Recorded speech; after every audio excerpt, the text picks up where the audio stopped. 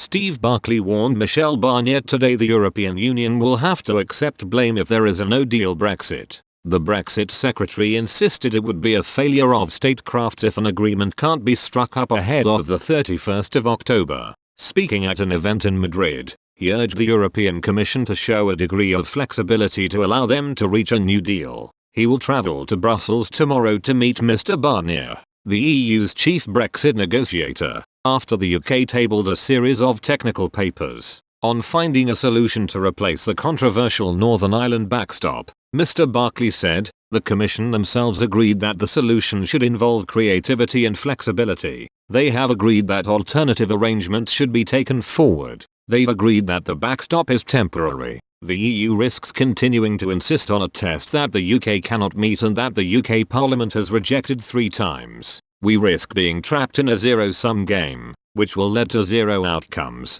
which I do not want. What we need now is a genuine negotiation with creative and flexible solutions from both sides. Mr. Barclay promised to continue building on discussions had by David Frost, the UK's chief negotiator, and his opposite numbers in the Commission. The Brexit secretary urged Brussels to take a risk in order to concluding agreement, adding that the blame of a no-deal scenario would fall on both parties' shoulders. Great political leaders have always respected the need to take risk, he said. Indeed, it was General de Gaulle who said a true statesman is one who is willing to take risks. Yet a refusal by the Commission to accept any risk would be a failure of statecraft, and put at risk the future relationship of the UK and the EU because of a lack of flexibility, creativity and, indeed, pragmatism. Leadership requires more than remaining within a safety net. The Commission rebuked Mr. Barclay's comments, insisting the bloc would never be to blame for no deal. A spokeswoman said, "We are not entering into the blame game.